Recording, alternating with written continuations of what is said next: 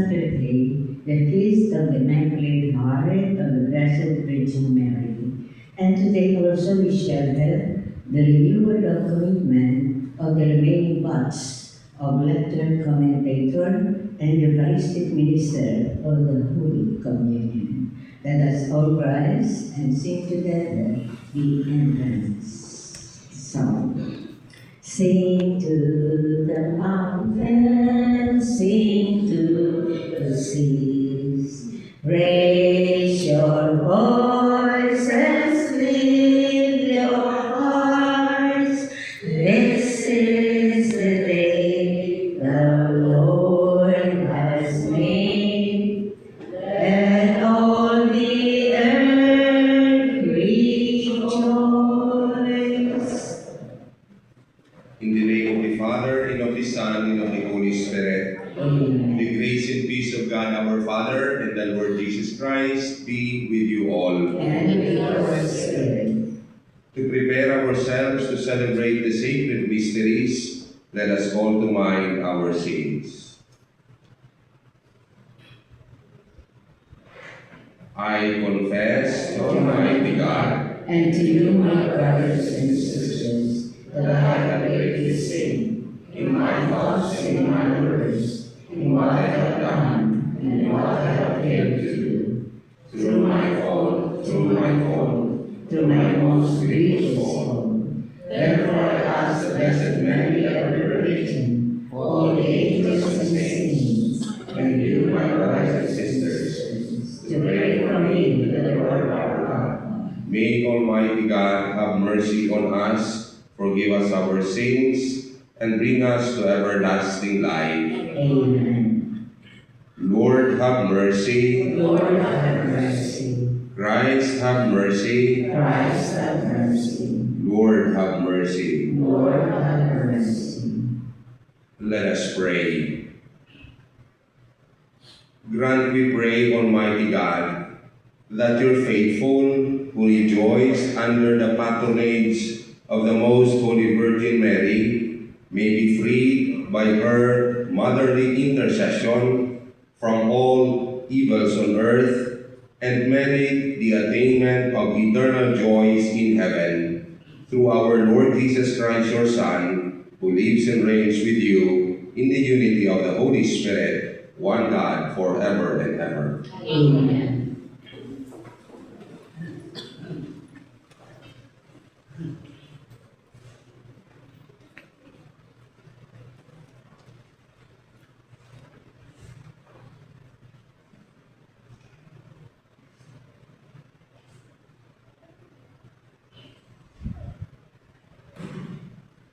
A reading from the book of the prophet Isaiah.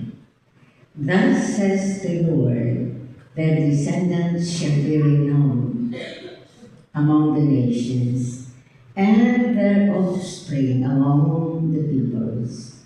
All who see them shall acknowledge them as the race the Lord has blessed. I rejoiced heartily in the Lord. In my God is the joy of my soul. For he has clothed me with a robe of salvation and wrapped me in a mantle of justice, like a bridegroom adorned with diadem. Like a bride bedecked with her jewels, as the earth brings forth its plants, and the garden makes its growth spring up. So will the Lord God make justice and praise spring up before all the nations. The word of the Lord. Thanks be to God.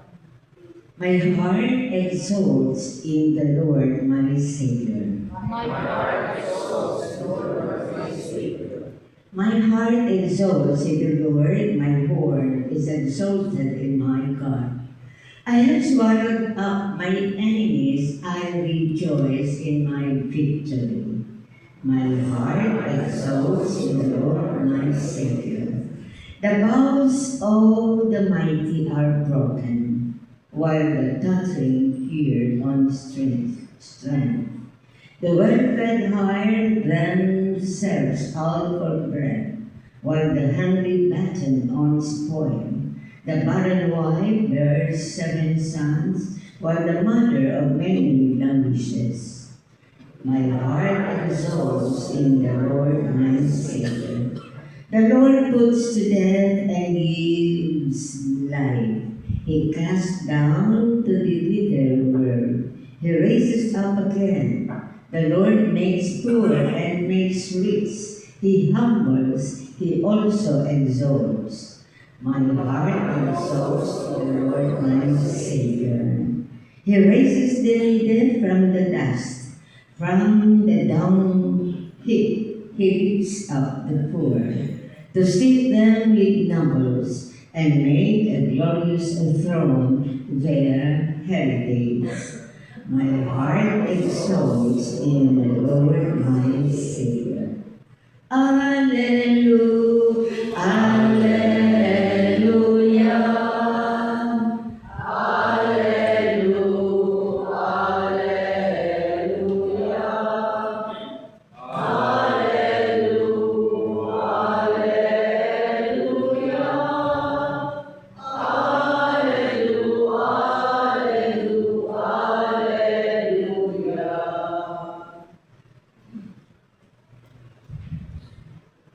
The Lord be with you. And with your spirit. Proclamation of the Holy Gospel according to Matthew. Glory to you, Lord. Jesus said to his disciples, "You have heard that it was said to your ancestors, 'Do not take a false oath, but make good to the Lord all that you vow.' But I say to you, do not swear at all, not by heaven, for it is God's throne, nor by the earth, for it is his footstool, nor by Jerusalem, for it is the city of the great King. Do not swear by your head, for you cannot make a single hair white or black. Let your yes mean yes, and your no mean no. Anything more is from the evil one." Brothers and sisters, the Gospel of the Lord. Praise to you, Lord Jesus Christ. Saro po sa pagpapagirundong sa tuya, ang sa tuyang Ebanghelyo, sa Santa Misa ngunyan, yung manunod sa pagputog kan mga panuga na ginibo niyato sa mahal na Diyos. Kadagran po sa tuya, nakakagibo manin mga panuga sa mahal na Diyos. Ngunyan pinapagirundong kita na putugon ang mga panuga na iyan. Sa mga pangagin sa mahal na Diyos, kaya makapasar sa lasupakit ko, araw na lang kayo hindi ko sa nanulura. Kung isang daratang emosyon, mataraming mga panuga sa mahal na Diyos. Lugod, tutubon tama ng mga bagay na yan. Taan pagputugkan mga panuga sa mahal na Diyos. Pagpahiling, egot kan sa tuyang pagpapasalamat sa iya. Dangan panluwa, kan sa tuyang pagkamot sa iya. Fulfilling our vows to God is a sign of God's our love for our God. As in naangay na marahay mga tugang, ini Ebanghelyo inita, ngunyan may mga tugang kita, marinyo kan sa indang mga panuga. So mga daili na kasabay kang renewal ka nakaaging Pentecost, ang di mga Vietnamese yan. Mga Vietnamese na pasiriring sa Vietnam, kaya dahil nakasabay kang renewal kan sa indang mga panuga sa paglingkod sa liturhiya. Mga tugang, sa pagkurok-kurok niya ito manunod sa pagkutob kan sa tuyang mga panuga, magayon na hilingon niya ito ang pag-ibuning mga panuga sa mahal na Diyos na daraian kan sa tuyang pagkamuot sa mahal na Diyos. Pag nanunuga ka sa iya, iyan po dahil ka may pagkamuot ka sa iya. As in, pagputog mga tugang kan mga panuga na iyan, sa kadakol po na pagkakataon, inaapulan ka na magsakripisyo. Ang pinagsasabi ko po digdig pagsakripisyo, pagkumanso, Kaya napagalong ka, grabe kaya ang sakripisyo ko. Nagdirinig kaya kasi may sisimbahan. Bilog na aldaw, pag-along kaya ako. Grabe kaya ang sakripisyo ko. Kaya di ba na yan? Pero ang mas mahalagang forma ng pagsakripisyo, so ito baga, igwa na yung nawawara sa imo, igwa kang pigigib up sa ngaran ng pagkutob mo, kan paluga mo sa mahal na Diyos. Ang context kaya, pag minasabi magkakitaan, sa ngaran sa nangayakan paglingkod ko sa simbahan, sinakripisyo ko ngayon ang sundo ko. Buot sabihin dahil naglaon, ni nagkapirang daw sa trabaho, wala siyang sundo, tanganin sarang, makauto, kan sa inyang panuga sa mahal na Diyos. May mga pagkakataon ko na sa paglingkod sa mahal na Diyos, sa pagkutob kan sa tuyang panuga, inaamundan kita sa bagay na iyan. Mawawala sa imo ang nagkapirang bagay na mahalaga man sa buhay mo. Alaga di ulit na pigihilin mo na mas mahalaga, urong na mahalaga. So ekspresyon kan sa imo pagkamot sa mahal na Diyos, babayaan mo, i-give up mo, isasakripisyo mo ang mga mahalagang bagay na iyan. Kasi diyan mo makikiling kung kurano ang sincerity mo sa paglingkod at pagkutob kan mga panugat mo. Kaya sa mga sa mga haluyo na sa paglingkod sa simbahan, magayon ng hapot, ano na ang mga bagay na gilig up ko? Pag daiba po ka mong na-identify na o dahil na na-identify, do not think that just because you have been in the church serving, you have to serve the Lord. Because our model for serving is Jesus Christ Himself. And He gave up not just something. He gave us.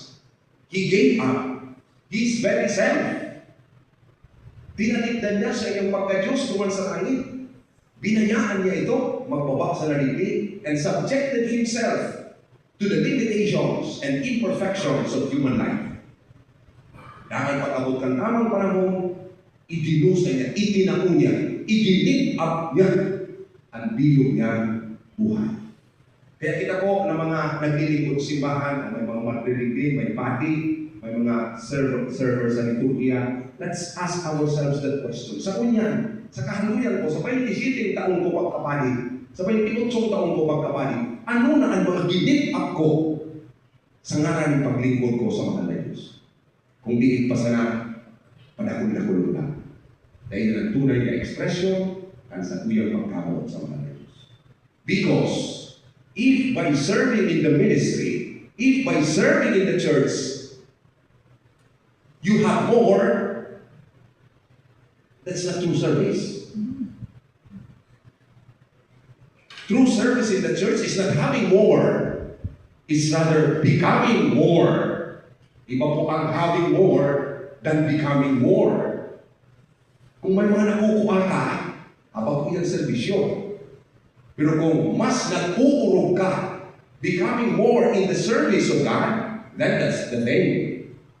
Kaya inaapunan kita na habang nagahaloy kita sa paglingkod sa kakulangan lalo-lalo sa liturgia, may mga bagay man na panilig-tigig na babayaan tanan, nag-give up tanan. May mga araw po kinadyan sa buhay ni San Antonio de Padua. San Antonio. Fiestahan mo niya.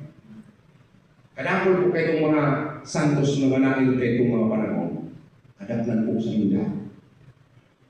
Halik sa mga pamilyang mayayaman. Pero gilipat ng kaya. Concrete example ka, buhay ni San Antonio sa pag-arog niya sa sarupang santo na nag-give up panindakulong sa buhay. San Francisco de Assisi. Si San Antonio de Padua, dating Agustinian na monk kasing padi. Pero dahil nahaloy, nagbalyo siya sa pagiging Franciscan. Both Saint Francis and Saint Anthony gave up the wealth and prominence of their family just to be able to serve the Lord. They did not have more, but they become more, if not much. Kaya may mga araw kita sa buhay nila. Nahuli kang sa indang paglingkod, huli kang pagkamot sa Diyos, pagputog kang panuga, bibayaan ang mga kadakol na bagay sa paghiling kang kinakban mahalaga, alagad sa kahalian ng mahal na Diyos, sarong sana ang urong kakalaga na makamlan ang Diyos sa satuyang buhay. Panduwa mga tugang na gusto kong takwaning doon sa gabos na naglilingkod sa simbahan asin sa katurangan. Sabi kan Catechism for the Filipino Catholics or CFC, all ministry and apostolate of the Church are connected with the Eucharist and directed to it. Ang gabos sa ministeryo, siring ang ministeryo sa pagiging Eucharistic minister, ang pagiging lector, all ministries in the Church are connected with the Eucharist, connected sa Santa Misa, connected sa Eucharistia, and directed towards it. The only concrete way that we can give up thanks in our life is to always direct ourselves to the Eucharist, Jesus, who gave up His very self. Kaya kung inaamulan kitang mag-give up yung mga bagay-bagay, mag-give mo sa naiyan kung ikaw ka ng debosyon sa banal na Eucharistia sa Santa Misa. Dahil makukuha sa Santa Misa, dahil iba kundi si Kristo. Si sa Iso Kristo, so pinakamodelo niya to kung paano mag-give up kan sa iyang buhay, sa ngaran, kan pagsunod sa kabuuan ng Diyos Ama. Asin lugod pa man sa mga naglilingkod sa simbahan, bako sa nang directed ang sa tuyang buhay sa banal na Eucharistia, kundi kamutan. Kamutan ang Eucharistia, asin ang simbahan, kung sa inyato danay na pinagseselebrar ang Santa Misa. Kung siling ka ang lambang liturgical minister, dahil mapapagalon ang kura paroko na kataman ng simbahan. Takadakot siyang kataba. Digdi kita nagsiserve sa simbahan. Digdi sa laok ng simbahan kita minaselebrar kan misa na kung sa ibang maning naglilingkod sa liturgia. Kamot